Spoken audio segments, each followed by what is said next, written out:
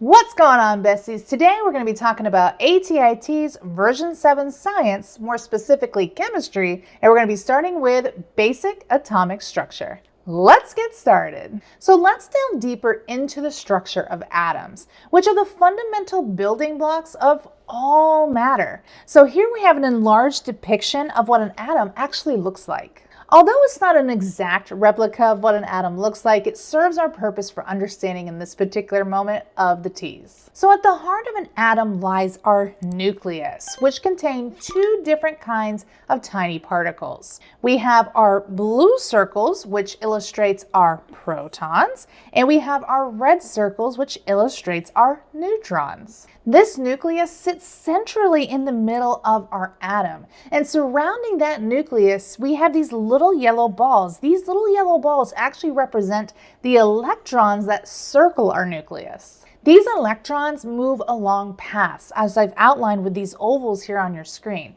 and this indicates that they're always in constant, rapid motion around the nucleus. Electrical charge also plays a critical role in the behavior and structures of atoms. So protons possess a positive charge. Think P in proton. P is positive.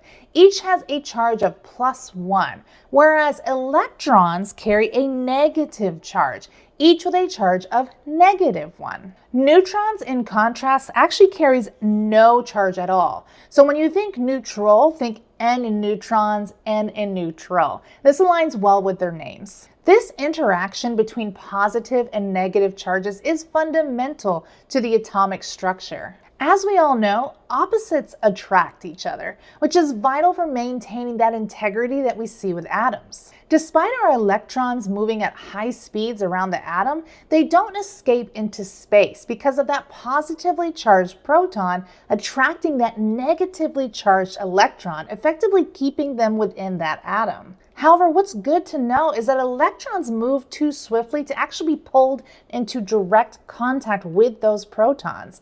Hence, they orbit around that nucleus rather than colliding inside of it. It's also important to note that the number of protons and electrons are equal, so atoms are electrically neutral particles. Neutrons, despite being uncharged, are significant in the stability of the nucleus. They act as a binding force that helps maintain the nucleus's integrity by mitigating those repulsive forces between the positively charged protons, thus keeping our nucleus together. Another critical aspect of atoms besides electrical charge is their mass. Understanding an atom's mass involves examining the mass contributions of the protons, neutrons, and electrons, with most of that mass being concentrated inside the nucleus. Protons and neutrons are very similar in size and mass, each weighing approximately this tiny little amount in grams. It's a figure so small that it's best expressed by a scientific notation to simplify it.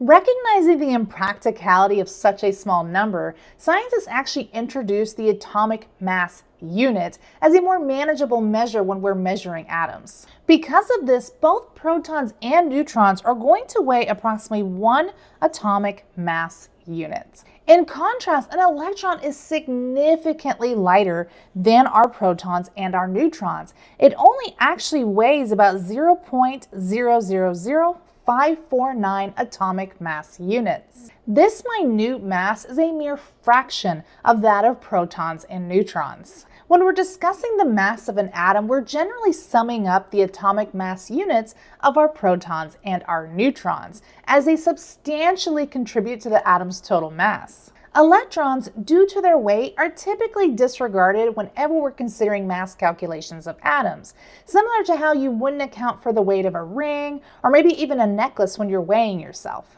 Both of these items are going to be too light to impact the overall measurement significantly. When you examine the periodic table, each element is going to be assigned a specific box that contains two important numbers. Your first number is your atomic number, and your second is your atomic mass. Your atomic number indicates the number of protons that are found in the element. This number is consistent across all atoms of a particular element, distinguishing each element from others. For instance, hydrogen has an atomic number of 1, indicating that it only has 1 proton, whereas with oxygen, the atomic number is 8, reflecting that there are 8 protons in oxygen. The second number you are going to encounter is your atomic mass, and this tells us how many protons and neutrons we're going to find in an element. A simple mnemonic that I use to remember the differences between atomic mass and atomic number is PAN-MAN. Starting with our first part, PAN, that stands for P is for protons,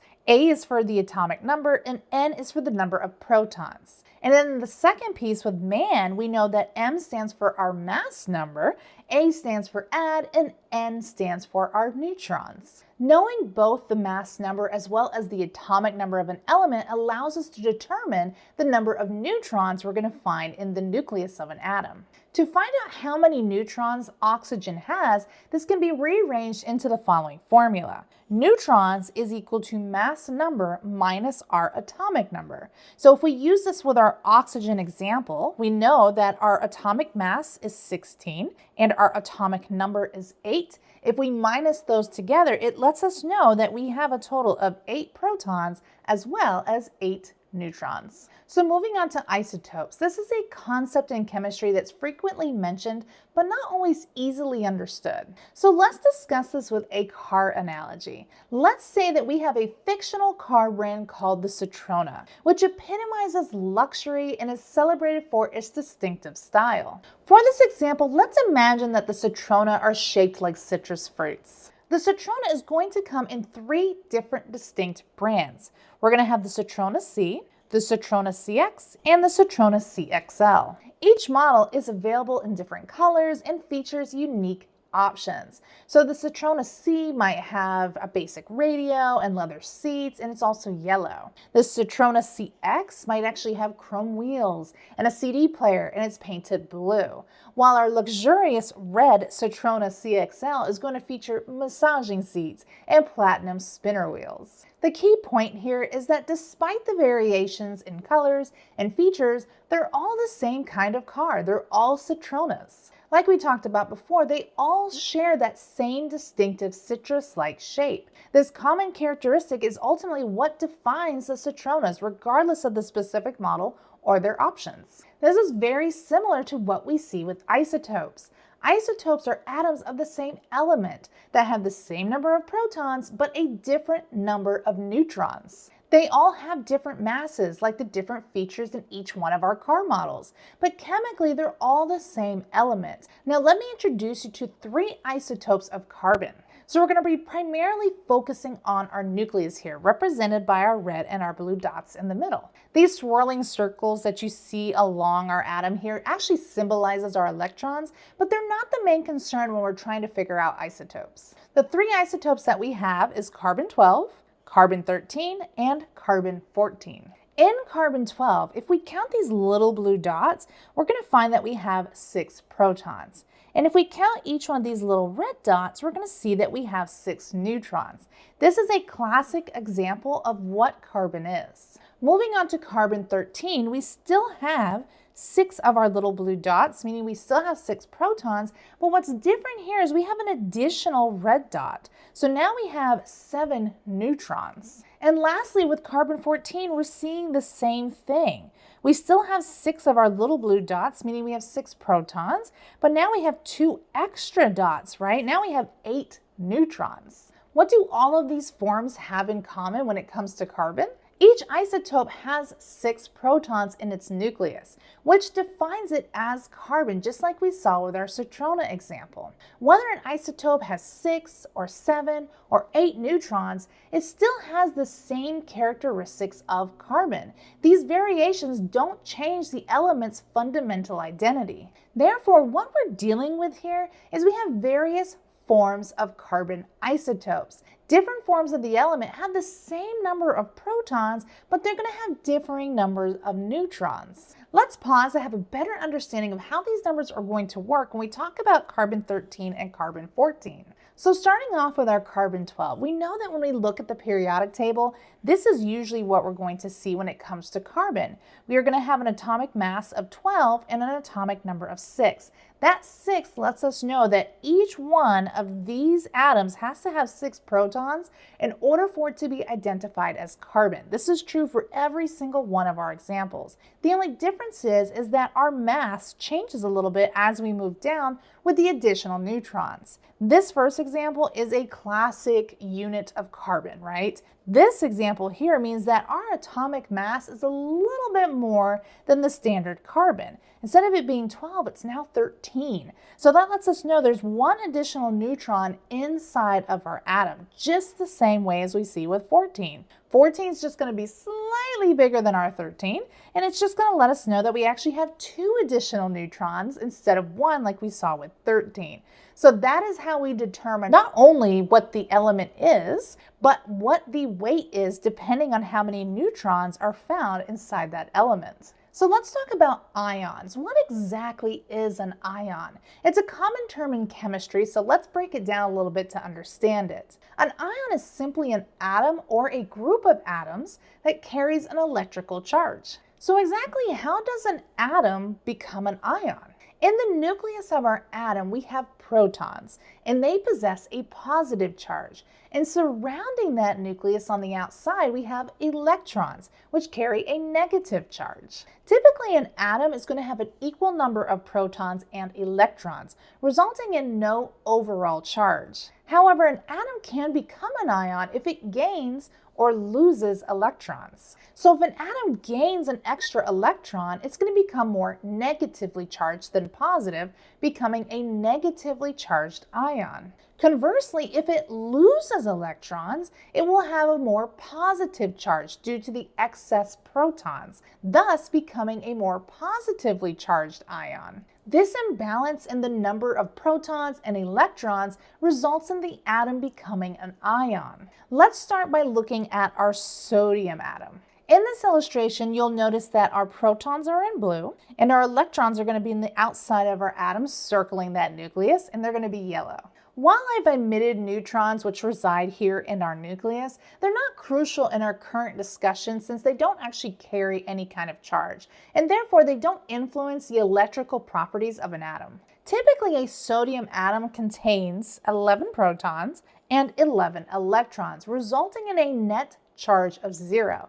This makes sodium atoms neutral. However, what sodium can do is it can lose electrons, and when it does, that dynamic is going to change. For instance, if our sodium loses 1 electron, which is transferring 1 electron from an atom to another, that sodium now has 11 protons and only 10 electrons. This imbalance results in a net positive charge, making the sodium atom an ion with a charge of +1. To indicate that the sodium atom is in a charged state, we denote sodium ions as Na+. In contrast, a neutral sodium atom is going to be noted as just Na.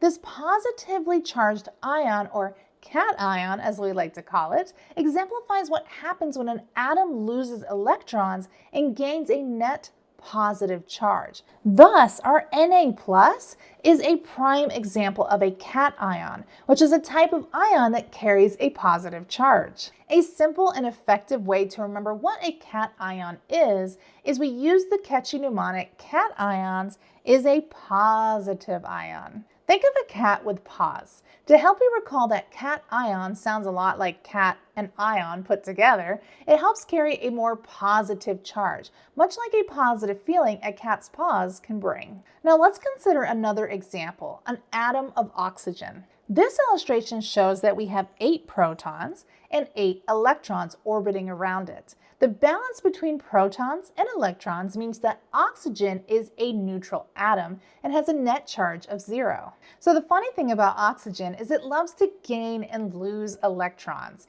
In this scenario, oxygen is actually going to gain 2 electrons. Now with this addition, our protons in the nucleus are going to remain the same, but now we're actually going to have 10 electrons on the outside of our nucleus surrounding it.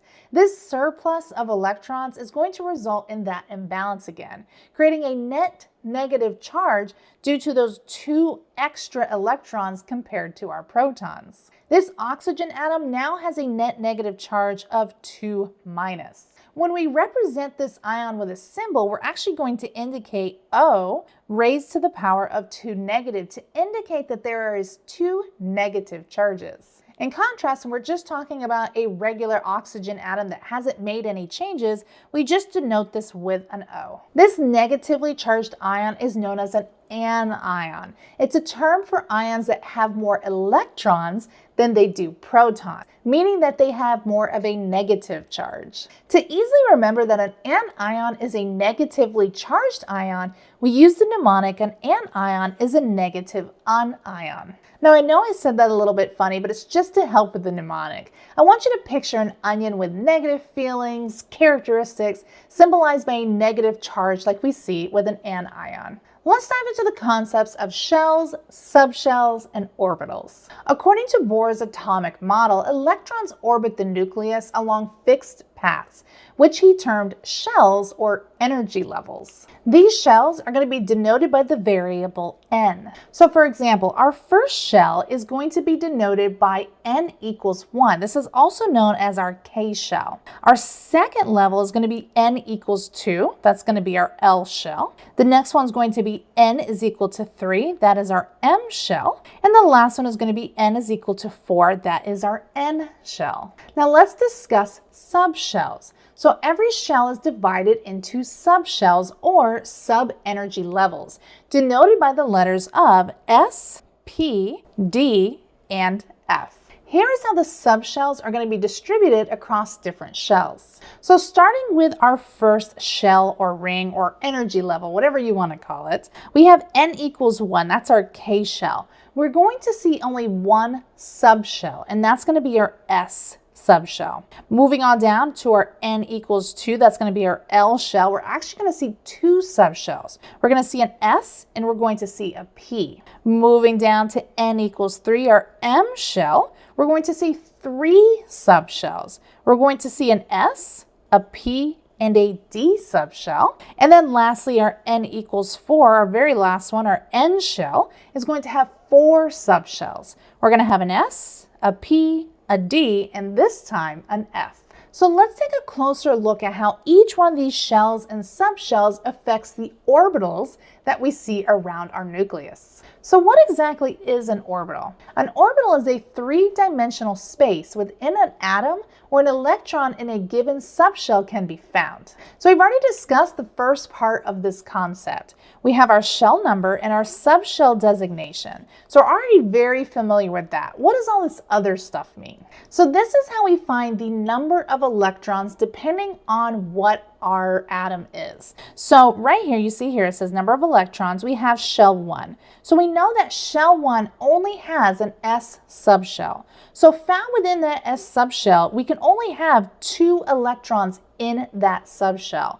So that means if we have an atom that has only 1 ring or shell or energy level, whatever you want to call it, they're only going to be able to have a maximum of 2 electrons in that first shell. And if the ATI TEAS ask you how to define the characteristics of an S shell, this is kind of what it's going to look like. It's just a circular sphere. So let's talk about our second shell number, right? That's our second energy level that's completely separate from our first. So as we discussed, we know that we are going to have a subshell of both S and P within this second energy level. And whenever the ATI TEAS asks you, what does it look like? It's going to almost have this dumbbell-like appearance. That is what you're going to see when we're looking at that second energy level. And what's happening here is it's going to have a maximum of 8 electrons found within that second energy level. It's going to have an S and it's going to have a P. Now I want you to remember, this is very important, that this S shell is completely different from our first shell. So if you have an atom that has 2 shells, shell 1 and shell 2, shell 1 is always going to have 2 electrons at most, right? That's the maximum. But our second shell, that subshell is going to have 8 electrons at most. It's going to have its own distinctive S shell that's separate from this first one. So it's going to have 2 there. And then you're going to have this P shell. That's the second subshell that you're going to see when you are on energy level 2. What's important to note that is anytime as we move up in subshells, when we go from S to P to D to F, we're always going to add 4 to that next set of subshells. So in this case, if we had an atom that had 2 energy levels, 2 shells or 2 rings, we're going to see a maximum of 10 electrons total for that atom. So now let's move on to our third shell. So as we know, we have an S, we have a P, and we have a D subshell. And what this kind of looks like, again, the TEAS loves to test you on what these shells look like. It almost looks like a 4-leaf clover, right? So with our first shell, it's more of a circle sphere. Our second shell looks more like a dumbbell, and our third shell kind of looks like a 4-leaf clover. So how many electrons maximum can we have in that third shell? Well, the maximum number we can have is 18. So again, it's going to have an S, a P, and a D shell that are completely separate from shell 1 and shell 2. So its S shell can only have a maximum of 2, its P shell can only have a maximum of 6, and its D shell has a maximum of 10. So that when we add that together, that's how we get our 18 maximum number of electrons. And remember, anytime we're moving up in shells, we're just adding the number 4 in between. Next, we're going to be moving on to shell 4. We're going to have an S, a P, a D, and an F shell. Now, you don't really see what that actually looks like in regards to shell shape like we see with the other ones. It looks completely different depending on the atom. It's going to be all kinds of different configurations, so it's hard to really give you a prime example of what that is going to be. But if you're asked on the test, these are usually the 3 shapes that you're usually going to be tested on. So how many electrons maximum can this fourth shell have? Well, it can have 32. So again, completely separate from anything that's happening within these first 3 levels. Our fourth level is going to have an S subshell of 2, a P subshell of 6, a D subshell of 10, and we're just going to add 4 to get our F subshell of 14. So the maximum number of electrons that this particular shell, energy level, or ring is going to have when it comes to number 4 is going to be 32. So let's break this down of what it's actually going to look like in an atom. So from our example down here, you see we have a magnesium atom, and it has an atomic number of 12. Remember, anytime that we have a neutral atom, it's going to have the same number of protons as it does electrons. So if we have atomic number of 12, we know we have 12 protons, and we should also have 12 electrons. So this is how it is going to look written out. So our first shell is going to have a maximum of 2 electrons in that shell, right? We can't have any more. So 12 minus 2, we're left with 10. So now moving on to our second set of subshells, we have a S and we have a P. So the S is going to have 2 and the P is going to have 6. That means that that subshell for level 2 can only have a maximum of 8. So we're going to see 8 electrons in that second shell. We have 8 plus 2 gives us 10. We're left with 2 more electrons that have to go someplace. So that goes into our third shell. So our third shell, we're only going to have 1 shell. We're going to have an S shell, right? And that's where the final 2 electrons are going to sit. So just to give you kind of an idea of how this is actually broken down, this is what it is going to look like. First shells are going to have 2 because it only has an S subshell. The second shell is going to have 8 because it only has an S and a P subshell. And the last shell is going to have 2 because we can only fit 2, that's what the remainder was, into our last S shell. So to bring this all home, let's examine a model of carbon atoms. So typically it's going to consist of 6 protons, 6 electrons, and 6 neutrons. That is what we're observing right here. So we have our 6 protons and neutrons right here in the middle, and then we have our 6 electrons floating around on the outside in our rings. And as we discussed before, each shell is going to correspond to a distinct energy level and is going to have a maximum capacity of electrons depending on the number of the shell. So carbon has an atomic number of 6, which means we have 6 electrons. So we need to have some place to place those 6 electrons on the outside of our carbon. So our first shell, which is our S shell, our first ring here, our S subshell, I should say, is going to have 2 electrons within that subshell because that S can only hold a maximum of 2. and that's the only subshell that we have in the first energy level of our shell or our ring. So with our second shell, ring, or energy level, whatever you want to call it, we have an additional 4 electrons that we have to place someplace else. We know that based on that second level, that second shell, we can place a maximum of 8 electrons. So we're doing good. We know that the first S of our second layer subshell is going to hold a maximum of 2 electrons, and then we only have 2 left. Those are immediately going to go into the P subshell of our energy level. So this is what a carbon atom would look like and how many shells that they would have, as well as subshells. So during chemical reactions, only the electrons that are in the outermost shells are going to be the ones involved in chemical bonding. So for atoms that possess only 1 shell or energy level, achieving stability requires having at least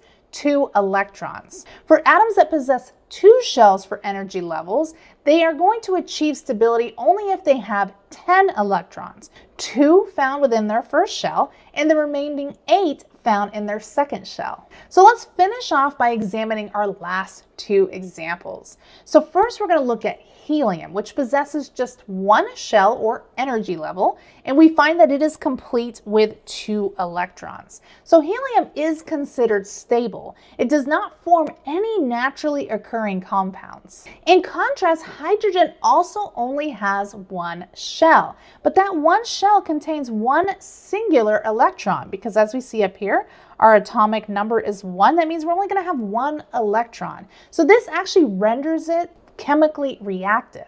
A substance's reactivity is a chemical property, best defined as its ability to interact chemically with a second substance. Still, there's only 1 electron found in that S shell. So for it to achieve stability, it needs to gain at least 1 additional electron in that first shell. So how is this achieved? It's achieved through ionic and covalent bonds. So chemical bonds form when 2 or more atoms interact primarily through their outermost shells or energy levels. These interactions often lead to chemical reactions, especially in atoms that do not have 8 electrons in their outermost shells. Atoms may lose, gain, or share electrons to satisfy the octet rule, which states that they prefer to have at least 8 electrons in their valence shell. This octet rule is the driving force behind the formation of various structures like crystals or molecules. This is achieved through 2 main types of bonds: ionic and covalent. Ionic bonds involve the transfer of electrons between atoms. Let's explore how ionic bonds form with an example of sodium and chlorine. Sodium has an atomic number of 11, which means that it has 11 protons and 11 electrons. The distribution of those electrons are as follows. Our first shell is going to have 2, our second shell is going to have 8, and our third shell is going to have 1. Chlorine has an atomic number of 17, meaning that it has 17 protons and 17 electrons. Its electrons are going to be distributed as follows. The first shell is going to have 2, the second shell is going to have 8, and its third shell is going to have 7. To achieve that stable octet, sodium can donate its single outer electron, thus attaining a stable configuration of 8 electrons in its now outermost shell. Chlorine, in turn, accepts that electron, filling its outer shell to reach its desired 8 electrons. This transfer completes both the atom's quest for stability per that octet rule. When that sodium atom relinquishes that electron, it's left with 11 protons, which is positively charged, and now 10 electrons, which are negatively charged. This is going to cause that imbalance, resulting in the creation of a sodium ion that carries more of a positive charge. On the other hand, the chlorine atom receives an electron, bringing its composition to 17 protons and 18 electrons. This excess in electrons is going to form a chloride ion with a negative charge. The newly formed positively charged sodium ion is then attracted to the negatively charged chloride ion, leading to the formation of sodium chloride, also known as table salt. This attraction and resulting bond is known as an ionic bond, characterized by the transfer of electrons that result in the creation of two oppositely charged ions. An easy way that I remember ionic bonds is I take, you give. Ionic bonds form when one atom takes electrons from another, like a transaction where one gives you money and the other one receives it. Next up, we have covalent bonds. So covalent bonds are chemical bonds where two atoms share one or more pairs of electrons within their outer shells. This type of bonding is typical among four major elements found within our body. We have carbon, oxygen, hydrogen, and nitrogen, as they tend to form covalent bonds by sharing electrons. So for example, like we shared before, two hydrogen atoms can form a bond by sharing a pair of electrons. Hydrogen is an exception to that octet rule, which usually states an atom prefers to have at least 8 electrons in its outermost shell. And this is just simply because hydrogen only has 1 electron in its one shell. So let's consider carbon dioxide, CO2, to illustrate a covalent bond. As we know, oxygen has an atomic number of 8, which means it's going to have 8 protons and 8 electrons.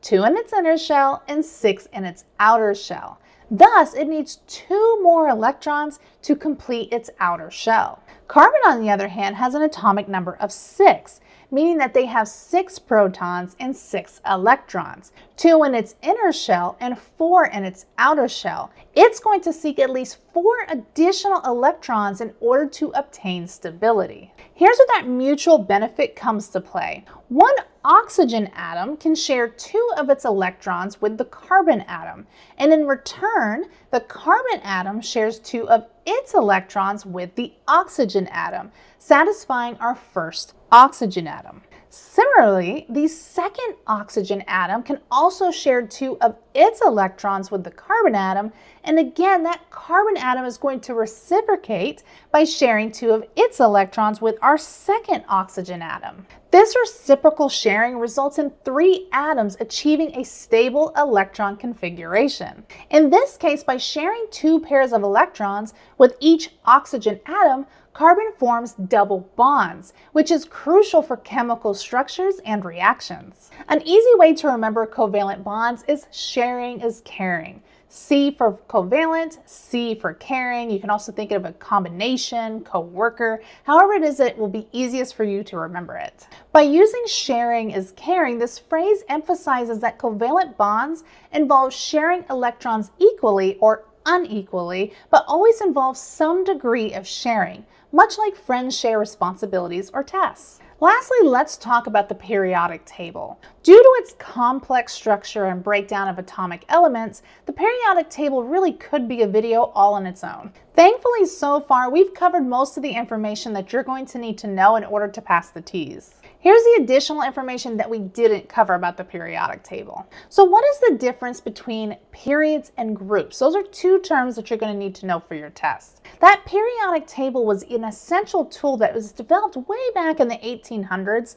in order to organize chemical elements based on their atomic number and electron configurations. Upon examining our periodic table, you're going to notice that we have 7 horizontal rows. These are known as periods. Each period is going to indicate the number of electron shells that an element is going to possess. For example, elements in the second period are going to have 2 electron shells, while those down here in the 6th period are going to have 6 electron shells. The vertical columns on a periodic table is referred to as groups. Elements within the same group share similar chemical properties. The table features elements in groups numbered 1 all the way to 18. An alternative naming system for these groups uses labels like 1A, 2A. We skip all of our transition metals right here in the center, and it continues on from 3A all the way to 8A, excluding helium. Each element in these groups typically have a number of valence electrons corresponding to its group number.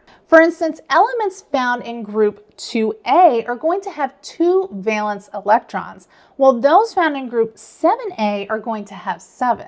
Most of our transition metals found here in the center are going to have either 1 or 2 valence electrons. So in summary, periods on the periodic table are going to be our horizontal rows, and they are going to indicate the number of electron shells. In contrast, our groups, which are going to be our vertical rows, are going to reflect elements with similar chemical properties. So let's do some practice questions. Question 1 states, what occurs during the formation of an ionic bond? Is it A, electrons are shared equally between atoms?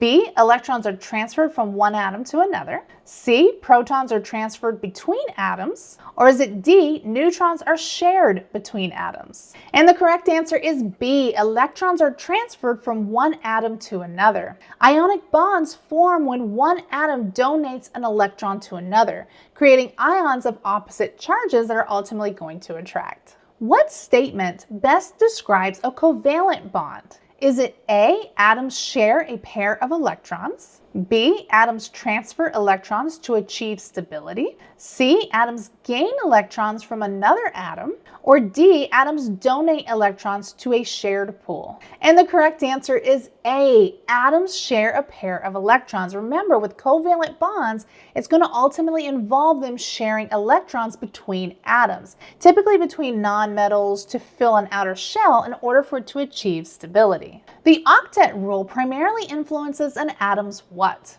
The mass number, the neutron number, the electron configuration, or the proton number? And the correct answer is C, electron configuration. Remember, when it comes to that octet rule, it states that atoms, in order to achieve stability, have to have at least 8 electrons in its valence shell. So it's going to ultimately directly correlate with the electron configuration. What do all elements in the same period on a periodic table have in common? Is it A, they have similar chemical properties?